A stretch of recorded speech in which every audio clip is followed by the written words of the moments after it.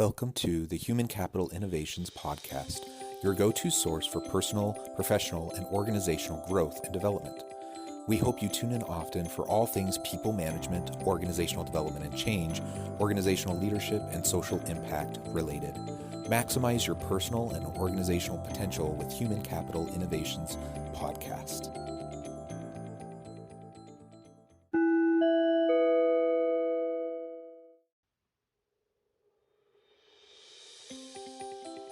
Welcome to the Human Capital Innovations Podcast. In this HCI podcast episode, I talk with Terry McDougall about career and life satisfaction and winning the game of work.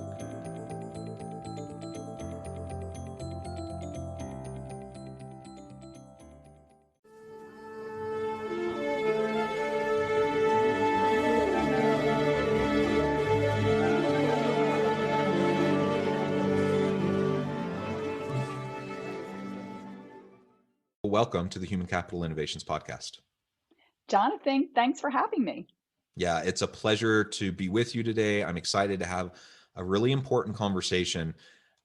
You know, we go about our lives fumbling around, trying to figure out ourselves, what makes us tick, what drives us, what our meaning and purpose is in our life. And you know, I think people tend to, over time, they kind of figure out what that means in their personal life in terms of the friends that they interact with, their family, their hobbies, pastimes, whatever.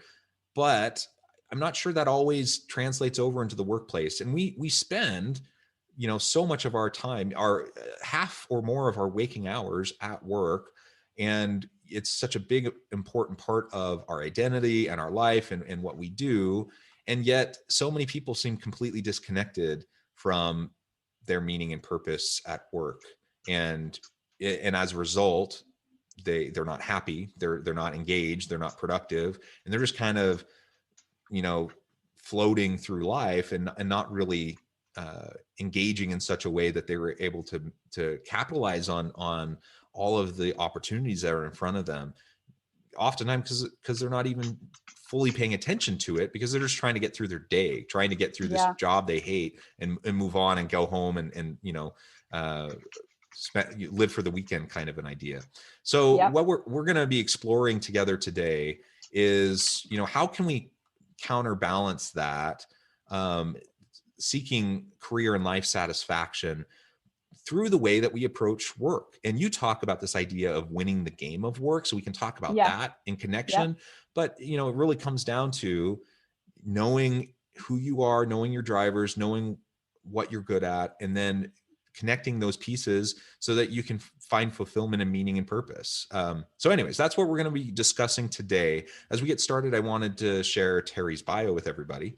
Terry McDougall is an executive and career coach and CEO of Terry B. McDougall Coaching. She helps high-achieving professionals remove obstacles that keep them stuck so they can enjoy more success and satisfaction in their lives and careers. Before becoming a coach, Terry was a longtime corporate marketing executive where she led teams, developed strategies, and advised senior leaders for career happiness and success on your own terms. She's also the host of the Marketing Mambo podcast. Is that how you say it? Marketing Mambo. Yep, that's right. Marketing Mambo. That's a fun name. Well, welcome again, Terry. It's a pleasure to have you. Anything else you would like to share by way of background or personal context before we launch on in? The only thing I'd like to share is that, you know, I coach and write on these topics because I've experienced these topics, right? I was a very ambitious person that thought if I just, you know, did what you were quote unquote supposed to do, that naturally I would find success in the workplace. And it didn't take me too long to become disavowed of those ideas that I had and realize that, you know, a lot of times when we go into the workplace that we don't realize that we need to operate a little bit differently maybe than what we've operated in school and other parts of our life in order to get the success that we may be craving. Yeah, well, that's well said. And I can say the same thing. I've definitely had periods of my life where, you know, it's one thing when you're in school, put your head down, focus, try to just get through, get trained, get those credentials so you can move on into the rest of your life. And you can put up with a lot for a short period of time. But then what happens? You go out into your career, and now you have the next 35 whatever years to work. Yeah. And are you going to keep that same mentality the whole time? If you do, Yep. you're probably going to wake up at some point in your mid 40s, and you're going to realize, I hate this. And then what Yeah. do you do? And then what do you do at that point? And so Yeah. so many people, we talk about midlife crisis, but it's not, it's not necessarily just midlife. It's just people coming to that realization that where they're at, they feel a bit cheated because they followed the script. They did what people Right. said they should do to find Yep. success, to find happiness and joy. And now they're there and they don't feel it. They don't experience Yes. it. And then That's right. they feel stuck. So, I think it's just so important that we really consider all of this. And you talk about, in your book, the title of the book I really like, Winning the Game of Work. Yep. So you want to connect your happiness and success, do it on your own terms, make sure that you're focusing on what matters to you. Can you tell us a little bit more about that and what went into Yeah. writing the book and the motivations? And then, we can start to dig into some of those concepts. Yeah, absolutely. I think that a lot of times people do not think of work as a game, right? Work is serious. Work is deadly serious, right? Like, this is where we get the income that we use to live and to survive and hopefully to thrive. And I think that it can be, a little bit scary sometimes to step back from that and say, what options do I have here? We do go into it much with the mindset that we've been trained on for the first 22 years of our lives, where we're like, okay, I got to follow the rules, I got to pay attention to what my parents want or what the teachers want, and if I do that, I'm going to be rewarded and I'm going to succeed. And so we come into the workplace and we look at it as, you know, less dimensional than it really is. And we also can sometimes kind of take ourselves out of it as a player in terms of like, oh, well, I have some unique strengths or whatever. We just come in and we say, okay, what's the goal? What do I need to do? And if I do all these things, if I keep my head down, if I work hard, if I, raise my hand and wait to be called on, I'll be promoted when my time comes. And, that was kind of my attitude coming into the workplace. So, big motivation for me writing the book was that it didn't take me long to realize that once I got into the workplace, that if I was quote unquote playing by the rules as I understood them and doing all the things that I thought that I needed to do in the workplace, I found that I wasn't getting the results that I thought I would get. And it didn't take me long to realize, like, okay, maybe things are different in the workplace. And in fact, I've spent 35 years observing and reading and learning. And, I've been very lucky to work with some, really great mentors and coaches along the way that really helped me step back and see the bigger picture of what goes on at work. And this is what led me to start thinking about work as a game.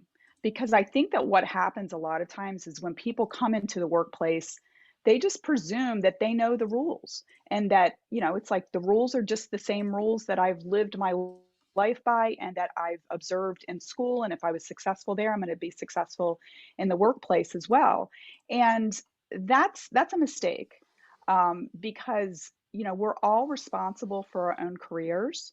And I think that what can happen very often is that I like to use this analogy of like, we've probably all seen, rugby where all the players are in this big scrum, right? And they're all just, fighting for the ball there. And when you're in the middle of that, it's a struggle and you're just like, okay, I just have to get this done, right? I have to grab that ball. And we may feel like we're putting a lot of productive effort in, but the reality is that we're not seeing the big picture of what's going on around us.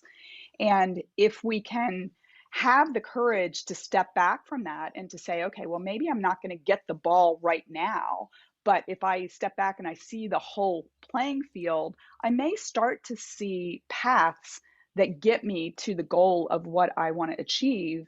That it's really about understanding what are your options for getting to where you want to go.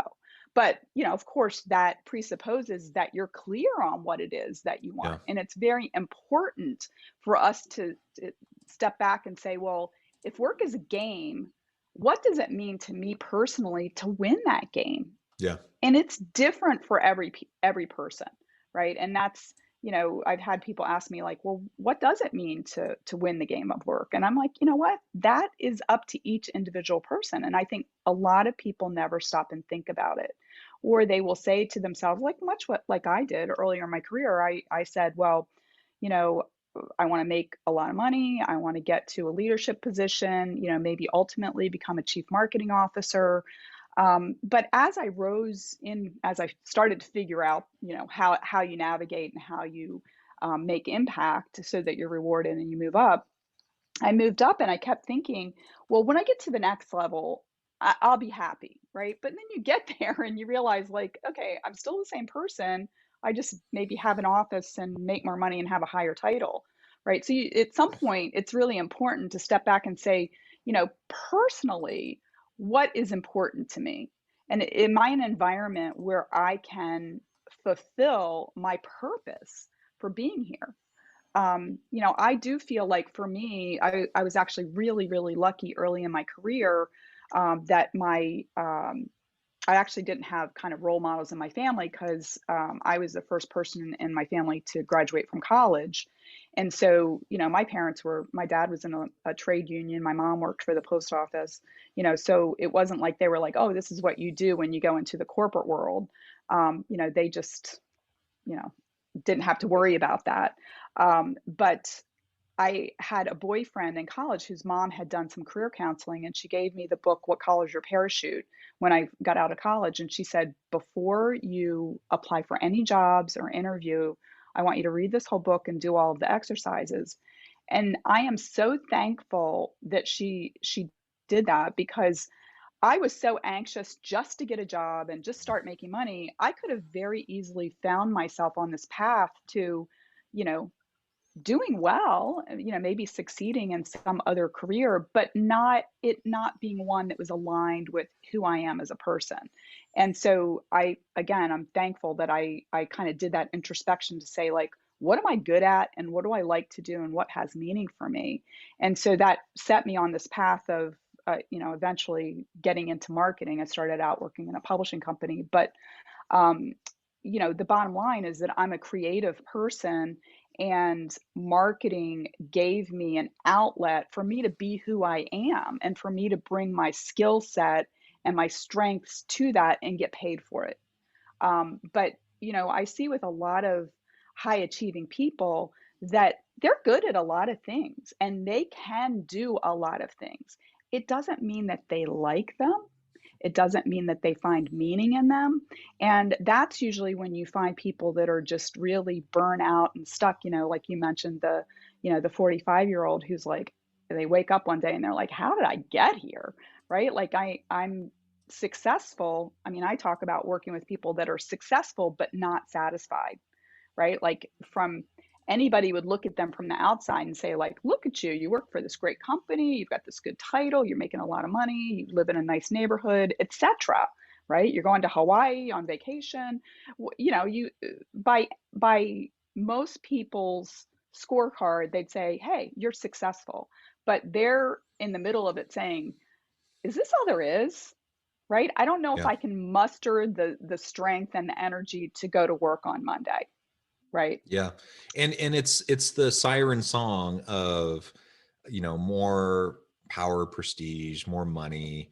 You think that that next position, that next role, that next promotion, that next raise is going to do it for you. And it just doesn't. I mean, there's a small subset of people that I suppose it does. They just Mhm. really Sure. they just love that more than anything else. But for most people, that really isn't going to be it for you. That's not going to be enough. And so we need to connect, the why for us, find our why, connect it to our work. And high achieving people, like you said, they can probably do just about anything. I mean, Mhm. they're very capable, they're driven, they can do lots of different things and be Sure. successful in lots of different things. So if you can do lots of different things, why not try to focus on something that you enjoy, that you have Yeah. passion around, that brings meaning and fulfillment to you? Because when you couple, you know, talent and capability with fulfillment and passion, that's where something really magical and great happens for you as an Yes. individual and for the organization as a whole. That's Hmm. what people want, right? Yeah, absolutely. I came across some research while I was writing my book, by this author, and I believe he's a professor at Harvard Business School, named Tom DeLonge, and he says that he believes that high achieving people are addicted to external success, or external validation, I should say.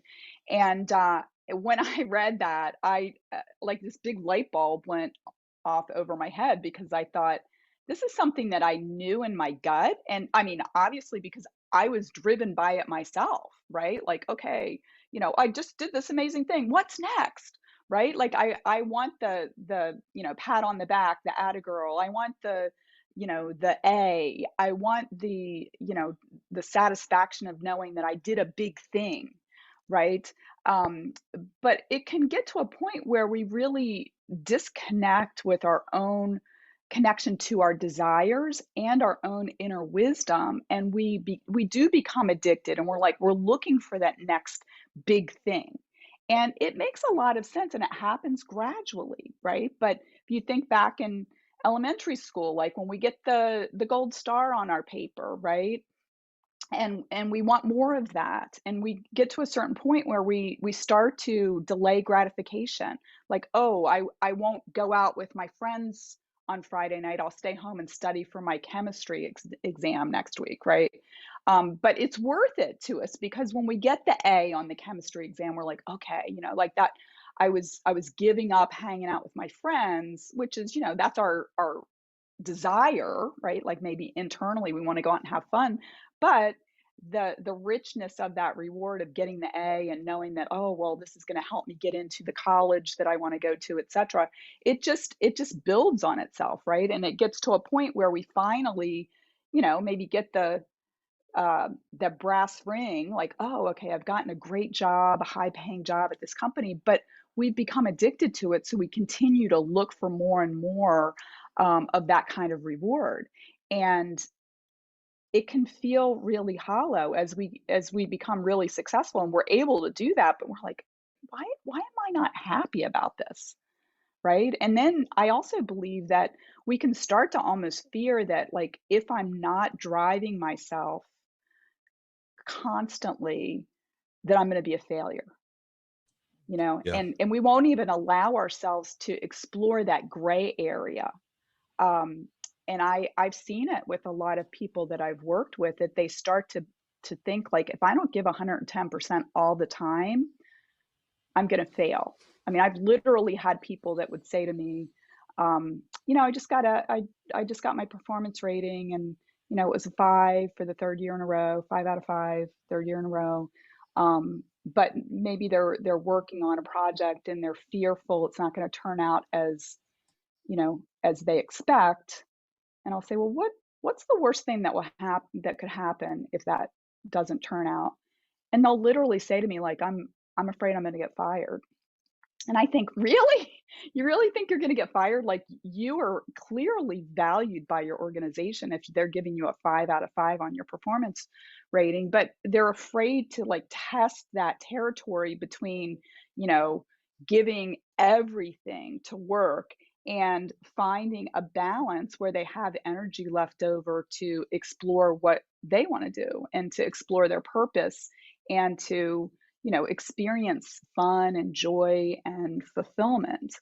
And it really is possible. But I also believe that sometimes people, like, if they're good at something, they don't think that it's valued. They'll be like, oh, like, a lot of high achievers don't have a very clear view of themselves. They will think, like, if I'm good at this, everybody's good at this. And that's not the case. It's not the case. I mean, if we really love to do something and we're good at it, it's okay not to be busting your tail constantly. Like, you could just be in the flow of, like, that energy coming to you and you being able to invest it in things that you're good at, but you enjoy. That's allowed.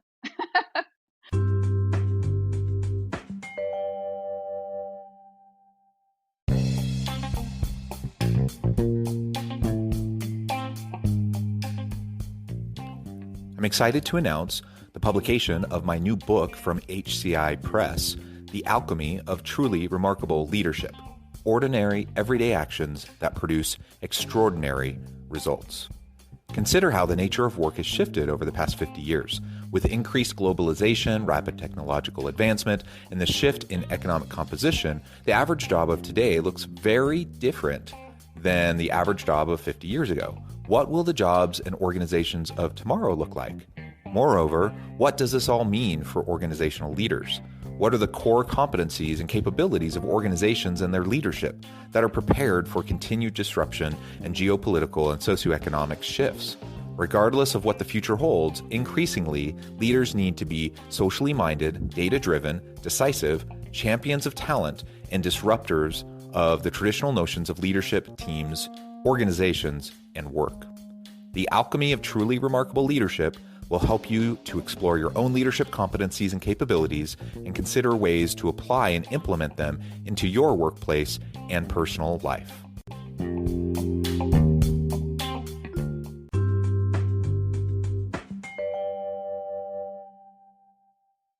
Yeah, there is so much there you said that is just spot on. And I have to admit, and I'm a little embarrassed to say and to admit, that that resonates with me. I can see that in myself. Mhm. I can see chasing these external forms of validation. There's an old book by the Gallup Corporation, First Break All the Rules. Came Mhm. out, I don't know, 15 years or more so ago. Mhm. Um, it speaks exactly to what you're talking about. Like these things that initially we were intrinsically motivated to do, like it was part of our fulfillment, our meaning, our purpose. We would do them. Nobody had to say anything to us. They Yeah, didn't need to pat exactly. us on the back. We just did them because we loved them, right? But then over time, you start to add these extrinsic, external rewards for doing these things that we would do anyways, and you start to Mhm. suck the intrinsic, the internal motivation out The of people, joy. the Yeah. joy, and you replace it with the external validation. Sure. And so part of that is just the way the education system is set Yeah, up. absolutely. It's societal norms and values and how things, it's why we think there's a certain way, and we have these Mhm. expectations we need to fulfill. Mhm. And so at some point, what you're saying, what I'm hearing is that we need to kind of relearn what it's like as that child to just find pure joy in reading a book rather than getting a gold star for reading it and then writing a book report and getting an A. Like just read because you love to read, Yeah. right? Go to Yeah. work because you love what you're doing. But that require we have to unlearn some stuff and we have to We do. reconnect. We have to We reconnect do. with what motivates us. Yeah, in some ways, and I mean, this might sound a little bit radical, but in some ways, I think we have to heal from the trauma of our schooling, and I mean, I don't say that lightly because, you know, I was a good student, and that enabled me to be successful professionally. And I'm really, really proud of everything that I did. And I feel happy about that. But I also will say it wasn't always completely aligned with who I was. And, really what the pivot point for me was to go from working in the corporate world for so long to becoming a coach was that I was finding that, that I always think of work in the especially in the corporate world of being, it's a balance, right? Like if you're going to do things in your job that you enjoy, and when you do that, you're going to get, your tank's going to be filled up, right? You're going to feel energized by that. But you're going to have to do some things that you don't enjoy. And as long as you have enough energy in your tank, you're going to be able to deal with those things that are a bit of a pain, right? The things that you don't love doing. But what can happen at times is that the balance goes where you're enjoying less and less of what you're doing, and you're having to deal with more and more of the stuff that you don't enjoy. And that, frankly, that's what happened with me in my last job. And it was a bit of a crisis, because I was saying to myself, like, I made a lot of money. I was the primary breadwinner for my family, but yet I wasn't happy. And I was trying a lot of things to try to figure out, like, how can I make this work? And if I really was alone with myself, I had these fantasies about, like, I just want to walk out. I want to do something that's more entrepreneurial, that I have more control over. um, but it's scary. It's scary to think about that. But when I did leave, I said to myself, what are you good at and what do you like to do? And I had to kind of step away from this idea that I was a marketer because, like, before that, I would say to myself, like, I actually related very closely to, like, that being my identity. I'm a marketer, right? And when I really thought about it, what I realized that I liked about marketing, I like the creative, the creativity and, creating advertising and events and all that kind of stuff. But what I really, really liked was the interaction with individual humans. Whenever I would go and talk to the managing director of one of the businesses and understand what's his issue, what's his problem, right? And then help coming up with a solution that helped him and his team personally to be successful.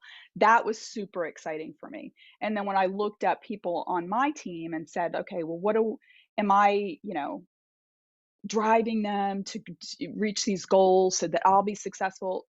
Honestly, no. I mean, I was not as driven probably as maybe I should have been about, like, oh, I want to beat the control on the last campaign we did.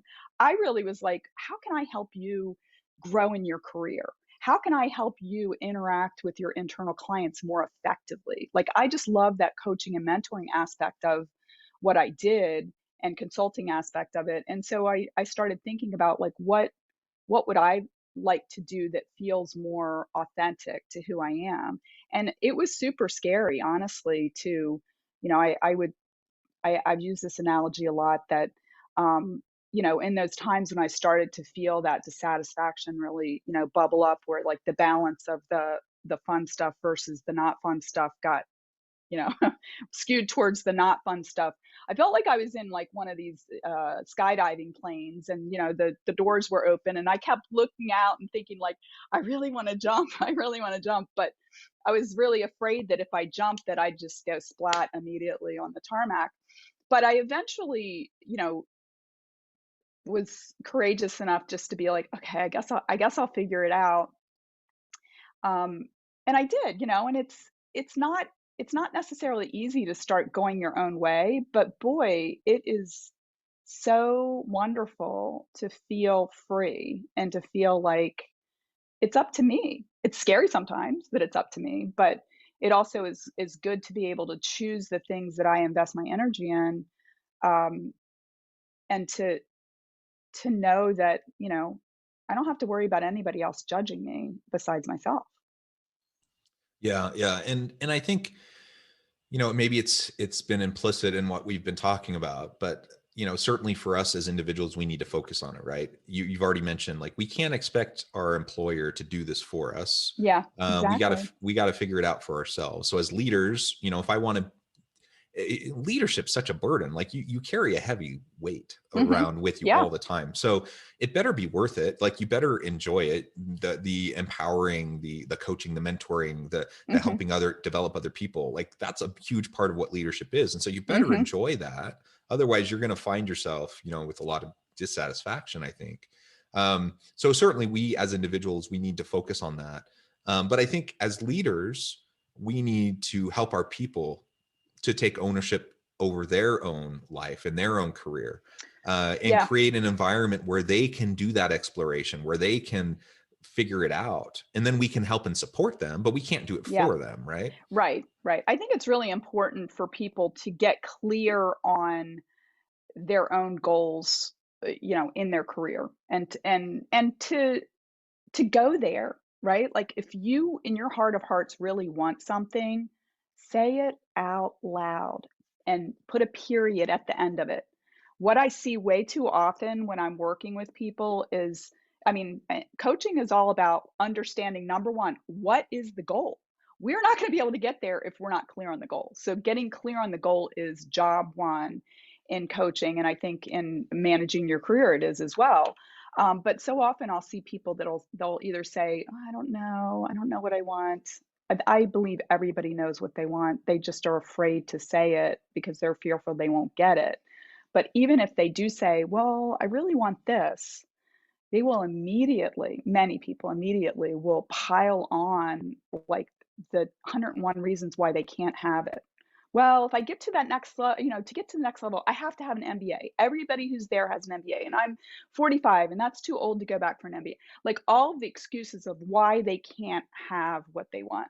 And I just try to, explain to people like, let your baby live, like let that dream live. Like don't smother it before it's even taken its first breath. Let it live, let it breathe. And then separately, let's focus on, well, if you were going to have that as your goal, let's start thinking about ways that you could get it. I have been honestly amazed at how quickly I've seen people actually get the thing that they want once they start to believe it's possible. Yeah. Because we're surrounded by people, we might not even realize it, but we're surrounded by people that can make things happen on our behalf. They can introduce us to people, they can give us ideas, they might even have a job that would be perfect for you. But we have to say it out loud. We have to be willing to step a little bit into the gray area and have hope. Like, okay, maybe this is possible, right? But I think the reason why most of the time we don't do that is that we're just fearful. We don't want to be disappointed and we want to protect ourselves. But, no growth happens in your comfort zone. You Yep. have to take a step outside of it. Even a toe outside your comfort zone helps you to expand that. And then if you keep doing it, and then you may find yourself that you're surrounded by a lot of possibilities, which is exciting. It can be scary, but it's It is exciting. scary, but yeah, like you said, you take that step into the darkness, and step by step you start to expand, um, that comfort zone. You start to Mhm. realize it's not as scary as you thought it was. And we live an illusion of we as humans, we like Absolutely. certainty, we like Mhm. predictability. Of And course. so we think, like life the way we have, we're comfortable, we have certainty and Mhm. predictability, but it's an illusion. Like we're not It is an illusion, things are changing around us all the time anyways. And so, constantly. if we can start to expand our comfort zone, get a little bit more comfortable with the ambiguity and the messiness, then all of a sudden there's all these new possibilities we never even probably saw before. Yeah, absolutely. And I mean, I going back to the analogy that I was talking about, like jumping out of the airplane. I was so scared to do it, but once I did, I realized that there's so much freedom, right? I can do backflips. You know, I can go over this way. I can go over this way. I've got so much more area that I can cover. I'm not confined to, between the two guardrails that I was in the corporate world. And going to your excellent point about us living an illusion, right? Like what we think is certain is an illusion. I do a lot of career transition coaching, and I've talked to many, many people like within a day or two of them being informed that their job's been eliminated. It's a big layoff, the company's been sold, whatever. It's not for cause. They've been doing a great job, but just the needs of the business have evolved and they don't need that role anymore. People that have worked for companies for, 10, 20, 30 years, and they are shell shocked because never in their wildest dreams did they imagine that this was possible. And it's normal to feel panic, it's normal to feel fear. And a lot of times people are like, oh my gosh, who's going to hire a 55-year-old, and all of this. But once they're able to sort of like get over that emotional response to what happened and start to really look at what is, right? Like when you're present and you're thinking about like, okay, let's kind of process the emotions and get them out of the equation, and let's get to the point where we can just look at the reality of the situation. That's the arena of possibility.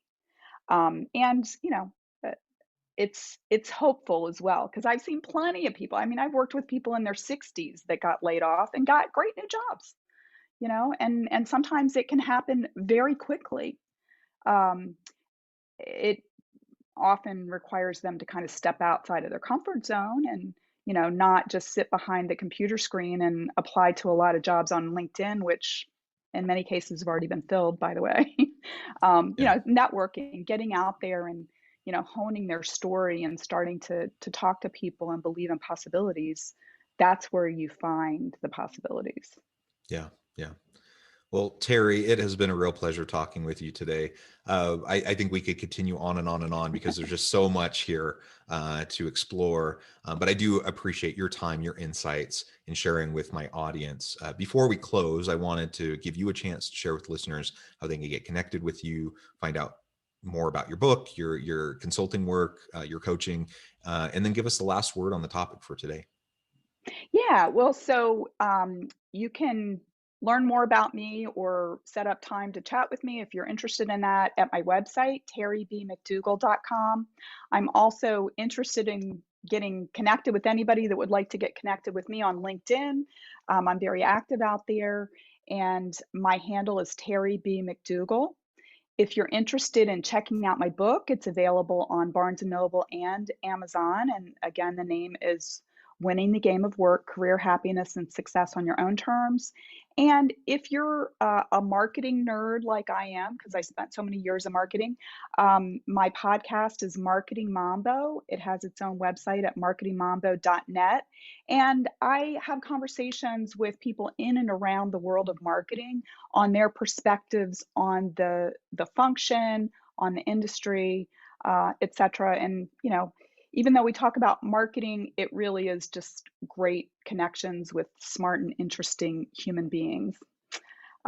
In terms of my last word for everybody is that your happiness matters.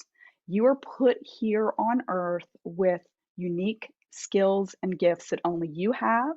And you're going to be happier and you're going to serve the world better if you step into that and, pursue what makes you happy. The world's going to be a better place if you do. Amen. I completely agree. I've loved this conversation.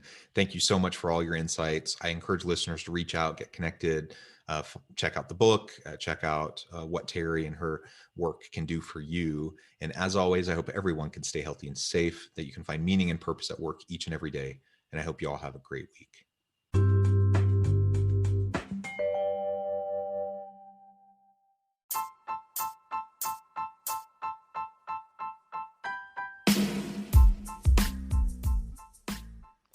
We are excited about the launch of HCI's new magazine, Human Capital Leadership. Human Capital Leadership is a free, interactive e-magazine designed to help individuals, leaders, and organizations find innovative approaches to maximize their human capital potential. We will be publishing issues quarterly in August, November, February, and May. Check out the first issue and let us know what you think.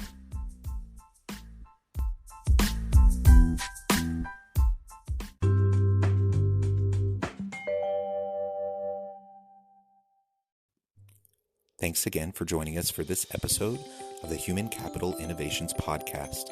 I hope you stay healthy and safe and that you have a great week.